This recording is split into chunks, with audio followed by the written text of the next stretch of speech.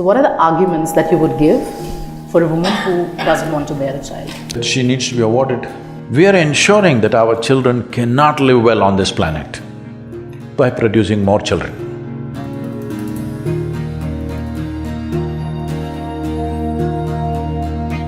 For a woman who chooses not to be a mother, who doesn't… Oh, I'll give you award. So she has chosen you as an advocate for her case, and you have to fight her case. So what are the arguments? I'm sorry, I didn't get that. So there's a woman… Yeah, she who doesn't want to have a child. be a mother, and she's chosen you as an advocate for her case, and you have to fight her case. So what are the arguments that you would give for a woman who doesn't want to bear a child? I said she needs to be awarded. I've already announced in India, young women who are capable of childbearing chose not to do it, we will institute an award for them. Because right now the greatest service you can do in the world is, you are not extra-populating this planet, okay? If… suppose you were a tiger woman, I mean to say a female tiger, then I would have encouraged you, please breed, please breed. Because it's an endangered species. Well, you know, see, we are not endangered. Wherever you go, there is a crowd. Well, to protect a nation, you have to build a wall, otherwise people are coming. Obviously, there's too much obviously, there is too much population everywhere, isn't it? So, this is something we need to look at in a very fundamental way. This is happening because the need is inbuilt.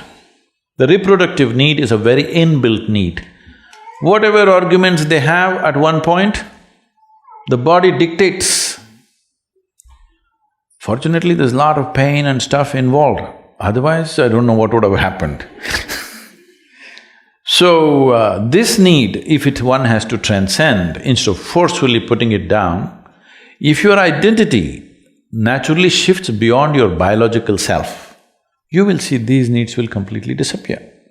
Right now, I want people to understand, what you're looking for is not a child. What you're looking for is involvement. Right now, your problem is, you simply cannot involve with people unless they came out of your body. Your identity of biology is so strong, you can't simply include these people as yours. Oh, this one came from my body, this is mine. This is because you're trapped in your own biology, that's all it is. Why should it fall out of your body? Not necessary. Human being has the ability, this is an animal instinct. This instinct is needed for the survival of the race, of course. But now, the survival of the race depends on consciously controlling the population a little bit. From the beginning of 20th century, in 1910, our population was just 1.58 billion, let's say 1.6 billion. Today we are 7.6 billion. By 2050, they're estimating we will be 10.3 billion. When it's 10.3 billion, I don't want to be around. Hello? I want you to just imagine another 50% rise in the world's population, you can imagine what all problems you will face. We are ensuring that our children cannot live well on this planet by producing more children.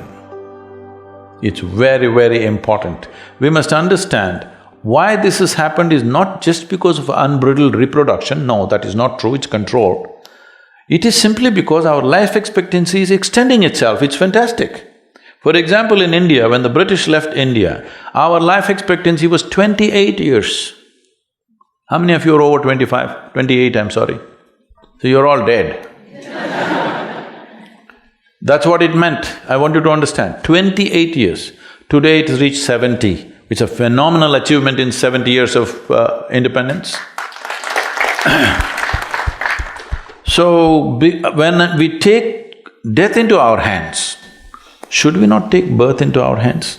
I'm not propounding any philosophy, I'm just talking simple arithmetic. Hello?